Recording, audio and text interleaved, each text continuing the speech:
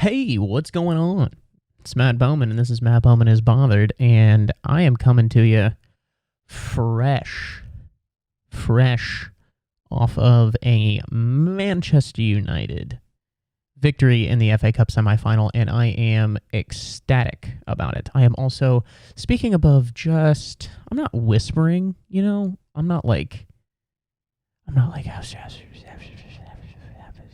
I'm not like indistinct chatter. Like that wouldn't be, if there were subtitles for this, it wouldn't just say like indistinct chatter under this. But I am whispering a little bit because normally Sam is home. Or excuse me, Sam is not here when I record this. But Sam is here right now, and she's in the other room, and she's kind of taking a nap. So I can't be that crazy today. I've got to keep it pretty chill. So that's that. That's why I'm kind of talking a little bit lower. I feel like if I take this tone and cadence, it really feels like I know what I'm talking about. But alas, I do not. I really don't know. But yeah, that's why I'm talking like this.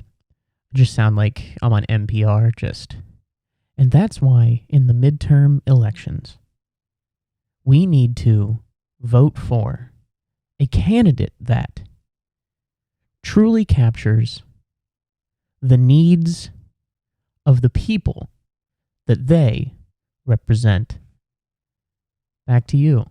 Just some bullshit that just doesn't even matter. It's just some fucking little, what are they called? Buzzwords. Just hitting the buzzwords. We're really just hitting the buzzwords. But yeah, Manchester United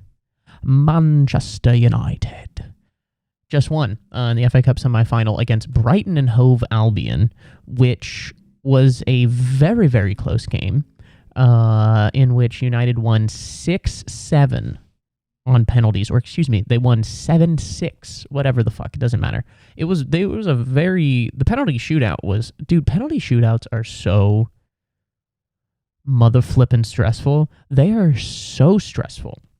I can't imagine what it's like to actually take one where it's all on the line. I mean, it's such a funny way to end a soccer game, because you play for 100, most of the time you play for 120 plus minutes. And then at the end of it, they're just like, oops, okay, so we're not going to win normal. So let's just take one very specific part of the game and just do that. I'm not breaking any new ground in terms of talking about why settling games on penalties is a little weird. For people that aren't familiar with the sport, it would be effectively, it's not even as common as this, but it would be like if instead of overtime in a basketball game, they were just like, okay, free throw contest. Fucking, actually, I know, okay, so it's tied 88-88 at the end of overtime. So now we are going to play a game of horse to decide the winner. Like, it's related to the sport, but it's not that much. You know what I mean? But like, what's the better way to end a game? I don't know. I like penalties better than golden goal. I'll tell you that much. Golden goal used to be where if it went to extra time, the first team to score wins. It's effectively just sudden death, which is kind of crazy. And then penalties possibly after that. But if you score the goal and the ball game's over, I don't like that very much, because I think the other team that got to extra time deserves to have some sort of a reply, as it were. A little back and forth, shall we say. But it's so freaking stressful, dude.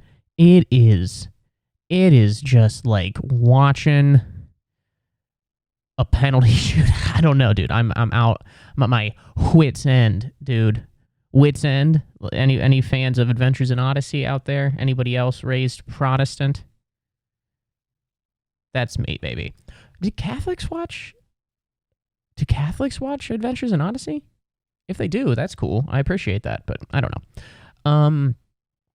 I'm slowly discovering that I might not just be, like, I'm watching how loud I'm talking, But I think this is just how normal people, this is the level at which normal people converse, because this feels quiet to me, but also maybe I just am super damn loud all the bitchin' time. I don't know. But yeah, penalty shootouts, dude, they are so stressful. I mean, just like lather me up and hook me up to a lie detector because I'm sweating. Those this is an important game. This is a big deal. But like, it's the FA Cup semifinal. Did I want to win? Yes, absolutely. If we lost, would it have been really painful? Yes. But are there bigger penalty shootouts? Yes, there definitely are.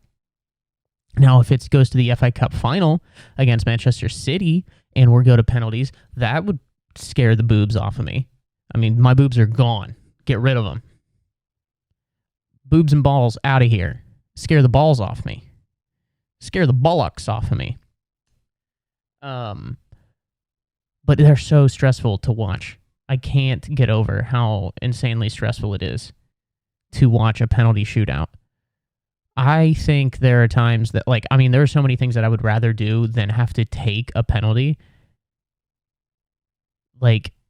Because the stress that you're under, if it's the guy that missed for Brighton and Hove Albion today, his name's Sully March. He missed, and I did kind of feel bad for him because he was from the town. He's one of their lads. He's one of our own. He's one of our own. Da da da da da da. He's one of our own. One of those little fucking ditties that I'm singing. But yeah, missing one, there's nowhere to hide. It's just you and just walking out and just falling flat on your peen, dude. Just fucking right there, dude. And I would rather, I think I would rather binge watch The Big Bang Theory followed by mixed in with episodes of Two Broke Girls than have to take one penalty. I don't even think mine wouldn't even get there. I would kick it with not enough authority that even if the keeper went the wrong way, he would have enough time to come back and save my shit from the other side. That's how limp I was hitting, dude. That's how 80-year-old dick limp I'm hitting that shit, dude. Because the pressure would get too much to me, dude. The pressure, call me the marathon bomber, because that's a pressure cooker situation right there. That pressure cooker situation right there. I don't know what voice that was, but trying to be extra silly. But yeah, Manchester United won, and I'm pretty freaking amped about it. We are now taking on Manchester City in the FA Cup. Dude, what's today? Today's the 23rd. I am recording the day before I'm putting this out. Oops, peek behind the curtain. But it's April 23rd, and the FA Cup final isn't until June 3rd. What are we doing? I guess it wants to be. I think it's supposed to be the last domestic. That's what it is. It's the last domestic game in the land. However, that's a stupid long time to wait. Well, I guess you don't want to take up any more time in the schedule than you have to, which thankfully, because Manchester United has been just absolutely gassed here down the stretch, which I think ultimately cost us against Sevilla 3 or 4 days ago, whenever the fuck it was, but that really hurt. I don't know if this is interesting. I'm sorry. I'm just kind of out here fumbling around. I don't have a lot, so I'm just trying to figure it out and try to see if I can make it entertaining. And I don't know if I'm doing that. But the more you think about if you're doing it, the less natural and just funny and entertaining you're going to be. So put that out of my mind. Ooh, dude, I can't whistle. I whistle on the N. Does anybody else do that? Where I know a lot of people go and they can make cool little birdie noises, but I have to go. I go like that. It's pretty weird. I don't know why or how. I think whistling has to do with your teeth, right? Because I can just, I don't even know what makes it, why it happens. Because if you just go make your mouth into an O and suck in or blow out, it doesn't do anything. But if I go, maybe it's how your tongue moves. I don't know if this is entertaining at all. I'm really struggling. All right, Manchester United. We're going to Wembley to play Manchester City in the FA Cup semifinal, or the FA Cup final, but it's not till June 3rd, which is a fucking long time. It's like 5 weeks from now. It's like 5 or 6 weeks. That's such a fucking long time. It's too long. That's what she said. Whatever. But yeah, that was entertaining and stressful. I wanted a couple goals, but the fact that we went through, that's fine. It was a pressure situation.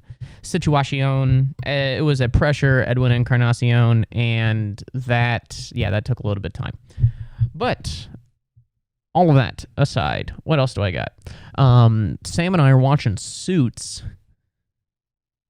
Heyo, what's up, 2015? How we doing?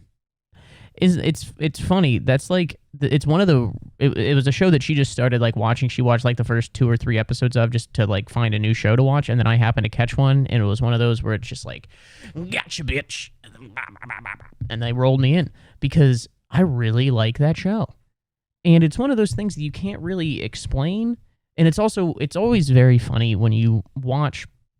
People expect you to rewatch shows that are very, very popular. You know, like, people would be like, oh yeah, you're rewatching Game of Thrones? Totally get it. Oh, you're doing The Sopranos again? Got it. Oh, you're rewatching Breaking Bad? Cha-ching.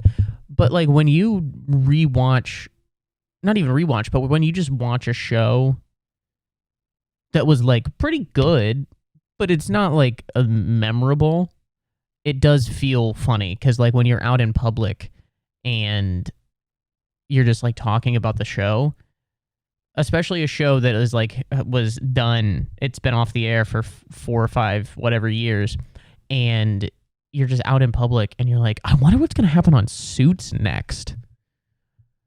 What do you think is going to happen on Suits? And then like in my head, there's got to be somebody that's overhearing that is like, what fucking year is it?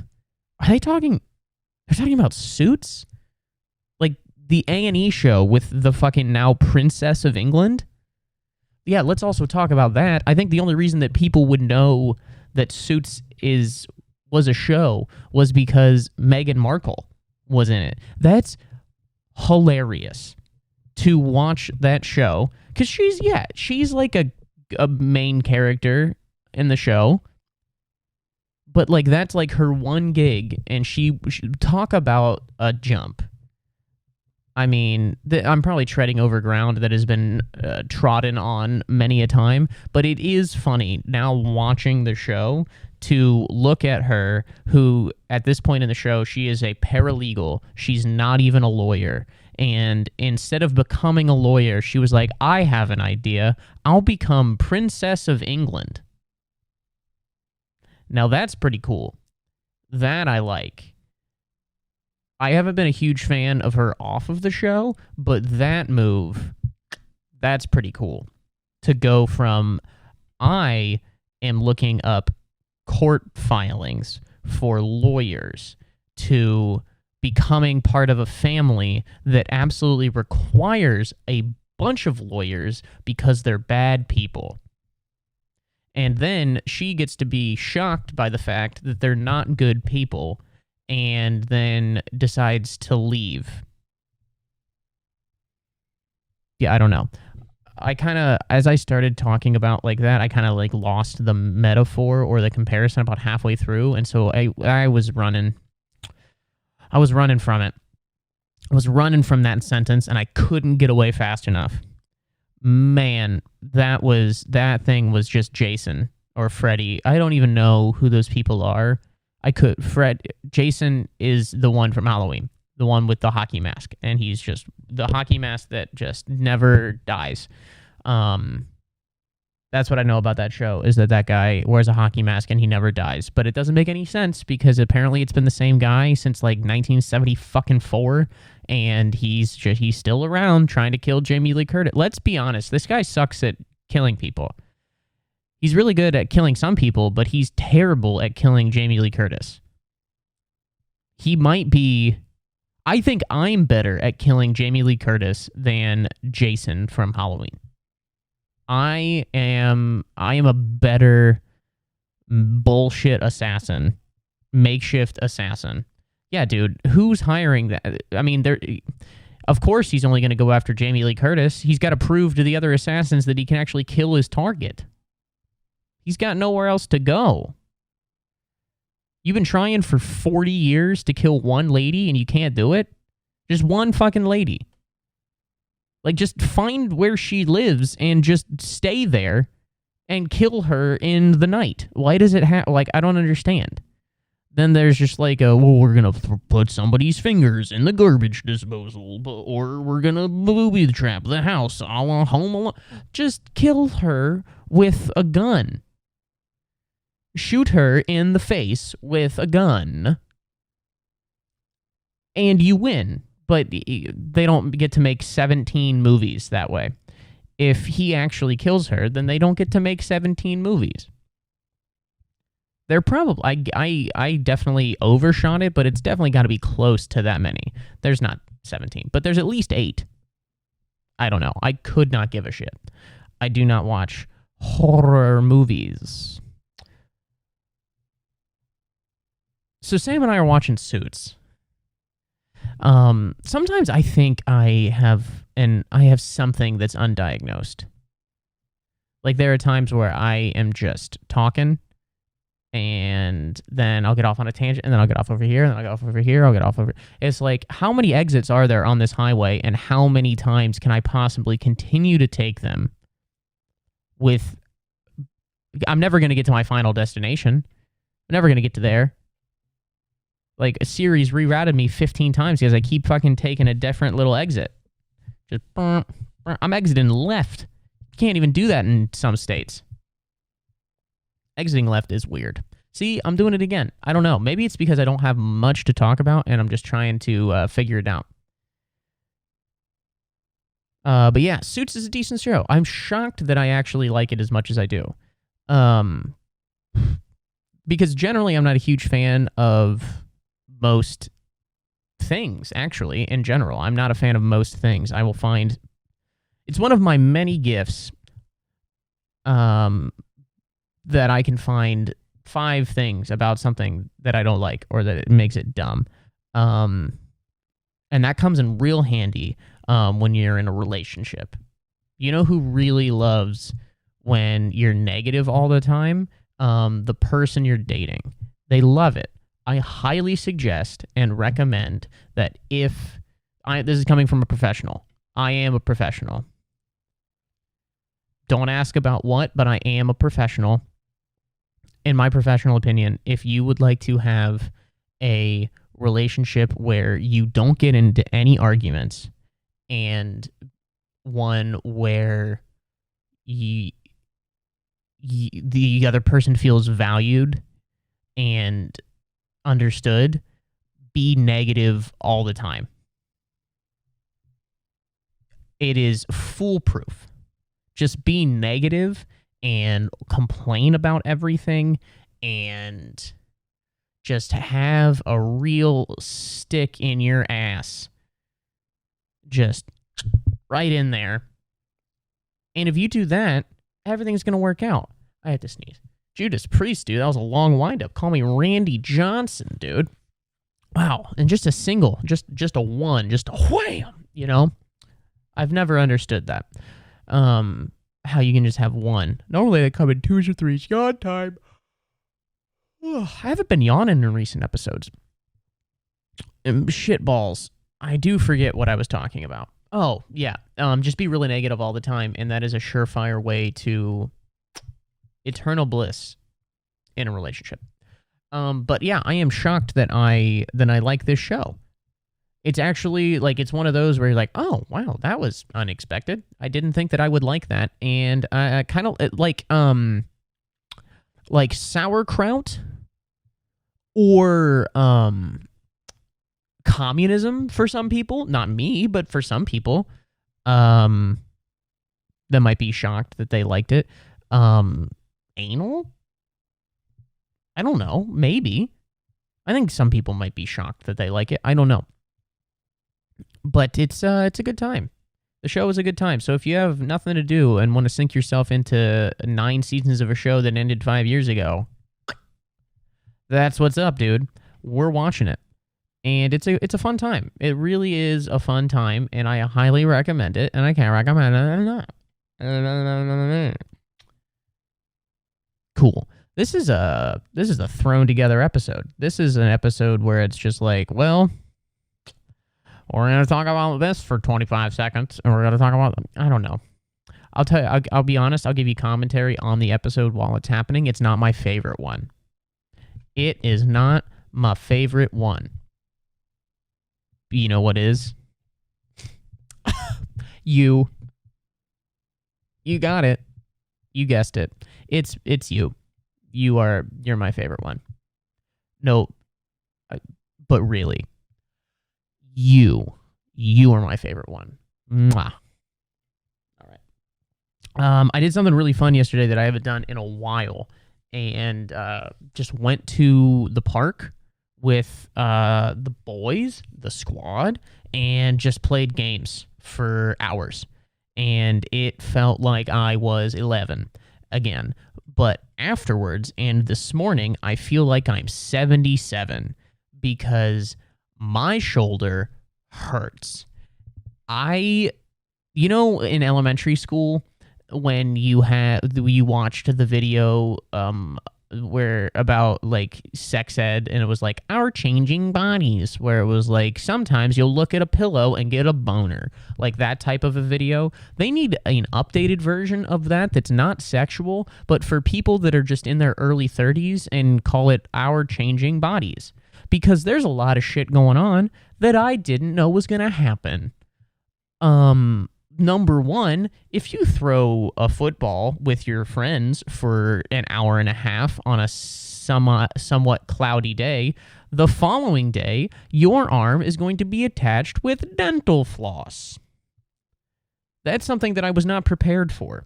My shoulder and upper back feel like someone has trodden on them with a Timberland. It is uncomfortable, to say the least. And no one told me that was going to happen so quickly. Every show that is not about children has people, young adults, between the ages of 25 and somewhere in their 30s. And at no point in those shows is anybody just like, oof, my shoulder hurts. They should, because that's real life. I didn't know that everything was just going to start falling apart already. And maybe I'm just unhealthy, but I will never admit to that. But yeah, we went to the park the other day and just threw the ball around, and that was really cool.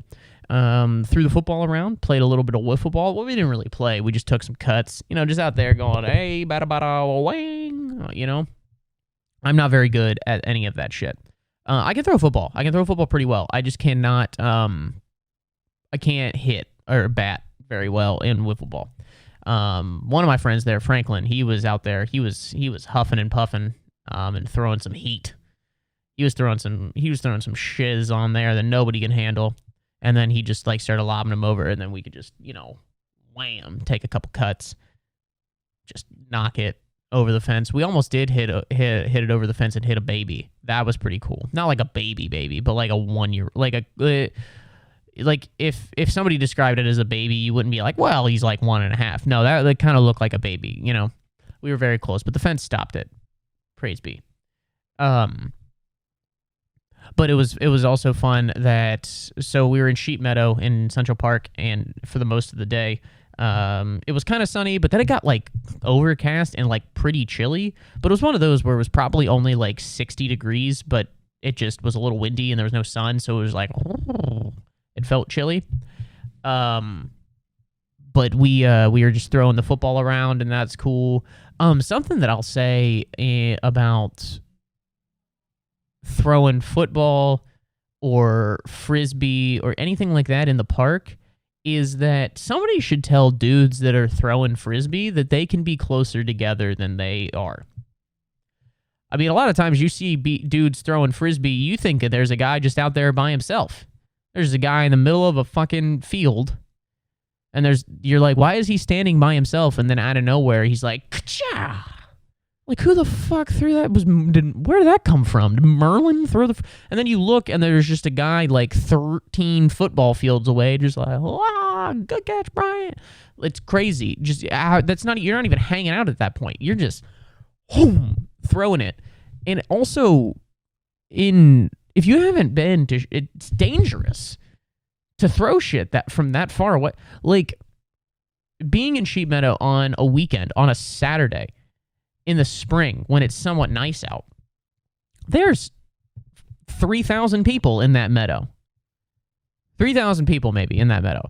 And they're all like scattered out and there's plenty of space in between them. But like if you are hauling ass to try to go catch a Frisbee, like you're not looking at that shit. And also if you're the thrower, like what happens if you are not even, like if you're a little bit off, you're going to take the life of an immigrant. You're just going to, somebody's just walking their child and just, you know? I don't know. The stakes are pretty high. I think I would still rather throw a Frisbee in a crowded park than take a penalty during a shootout, but the stress is getting up there. It's up there.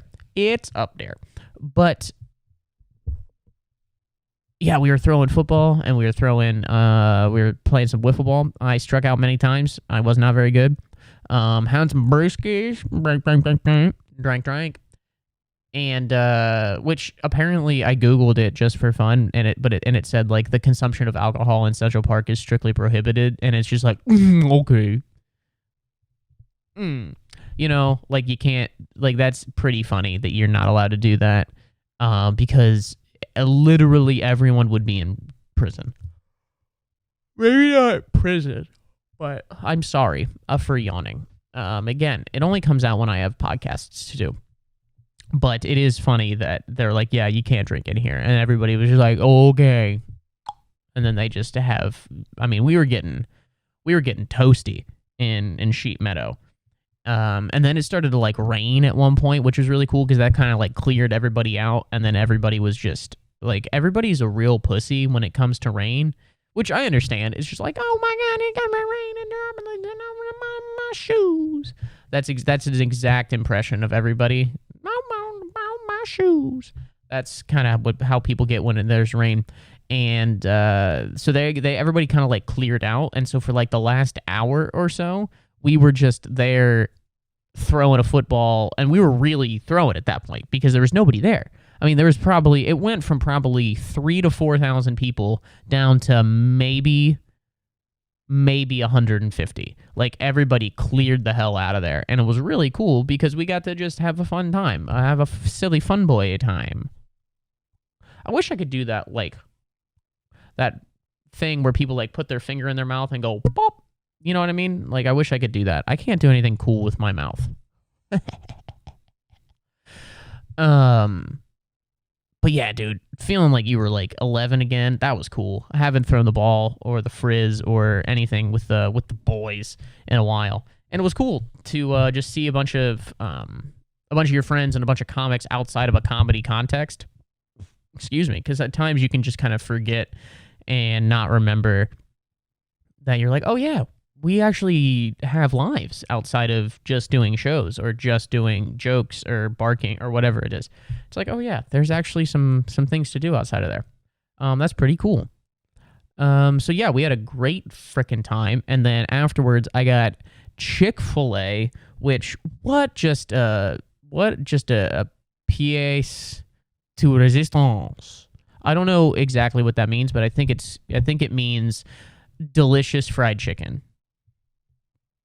Which it should if it doesn't, but I had Chick-fil-A and I got a chicken sandwich meal followed by one additional chicken sandwich, and wowza, that really hit the spot because I didn't really have lunch, and then I was just running around with the boys, with the squad, you know what it is. And as I did that, I was really working up an appetite for some ordained chicken breast, battered and fried in peanut oil, and it was delicious. I had an amazing time eating that. And then I went home, and on the way home, they live on the Upper East Side. I took the wrong train again. Like, coming home from there is always a pain in the ass. There is always just There is always a ruffle in the hen house. There is a wolf in the feathers. It just really gets my gears because I don't know what it is. I've never had a smooth transition from coming from Brooklyn up to the Upper East Side. It's never happened. I'm looking for it to happen. Boy, am I fixing to. I'm fixing to have an easy, no hiccups, hold your breath style transport to the Upper East Side, but it has not happened yet. And a little pissed about it. Yeah, because it was like the Q train was like running, but it was only running to 57th, and they were like, oh, by the way, you got to go to the opposite side of the platform to go back uptown, so blah, blah, blah. I'm like, okay, that's fine. And then so I go over to the other platform, I get on a train, and then I look up, and the next stop that we make is 63rd Street. I'm like, so this wedding is horseshit? What did you just tell me? You said to cross to the other side of the platform, and then I could go downtown, which I wanted to do, but then I ended up having to go back uptown, and then from there, this isn't interesting, but it was just very frustrating to have to go through. It was quite an ordeal. I would still rather do that than take a penalty in a penalty shootout because the pressure is a lot. Under pressure. Man, I'm nailing this. All right. Do I have anything else? I don't know. It's 5:15, and I kind of need to...